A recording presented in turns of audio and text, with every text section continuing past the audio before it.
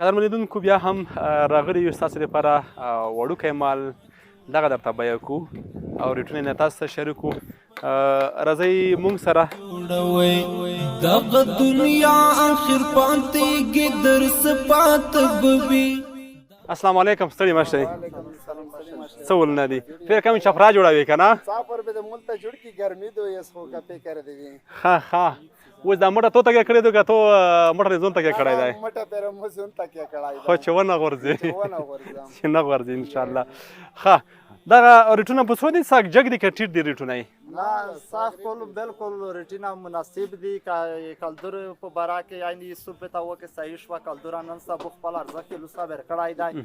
په هغه کې هر یو انسان ته جیک کارېږي او که د افغانۍ بدل ته یې وړوي بیا د افغانۍ په باره کې دومره نه دي که ماته افغانۍ په بدل کې کمې پیسې به نه راځي. اوس که فکر وکړه دغه یو پسه دی دغه دغه چې په 10,000 افغانۍ یې وچوي صحیح شوه کلدور یې کمې زیاتې 15,000 40,000 افغانۍ به نردرېمي کلدور یې نرسي او کلدور یې به نردرېمي د 10,000 افغانۍ. دا پسه وي لکه دا رقم ته دغه نمونه وچوه دغه پسه بیا په 9,000 افغانۍ کېږي صحیح شوه کلدور یې 2,000 3,000 به نردرېمي. دغه تقریبا دغه اس نمونه وچوه دغه پسه په 3,000 افغانۍ کېږي دغه بل داسې په 9,000 افغانۍ کېږي.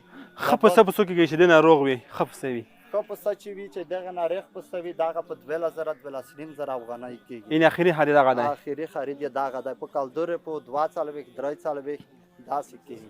خو ډېر ښه 50 سپه ډېر ښه. دا خو ساګ ریټونه ښه دي؟ بالکل انشاءالله بالکل اریږي. تېر کال چې موږ به یې کړی و ریټونه تقریبا 15,000 ان تر 2,000 فرم افغانۍ پرېدلي وو. تېر کال کې که فکر دی وي غویانو ټول مراس کړی و او خلک زړونه نه به تخه کوه. صاف کول انشاءالله ریټونه ډېر مناسب دي ډېر ښه مناسب قیمت ترلاسه کېږي. هغه نور ملونه ورته وښیه چې دغه ریټونه په څو دي؟ عقبا کور کې ځان ته ستړي پلونه مه جوړوئ. د عقبا کور کې ځان ته ستړي دغه 9,000 9,500 10,000 افغانۍ یعنې هغه دغه ریټونه فرق نه کوي؟ هېڅ فرق هم نه کوي.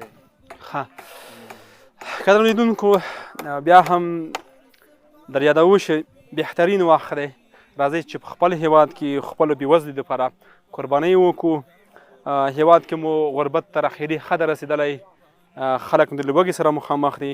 بهترین کار همدغه دی چې په خپل هیواد کې او چې هر ځای کې تاسې وغواړئ موږ درته قرباني کولی شو.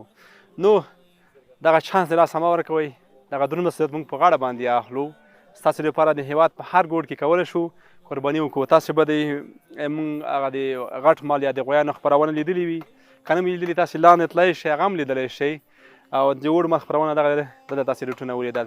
تر بیا ښې چارې ښه وخت درته غواړم. ته حساب دریاب دریاب خیالونه مه جوړوئ. ځان ته حساب دریاب دریاب خیالونه مه جوړوئ.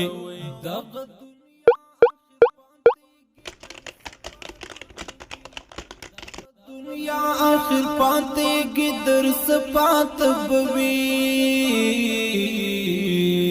پر دې پانی پانی زندان ګلونه مه جوړوئ. پر دې پانی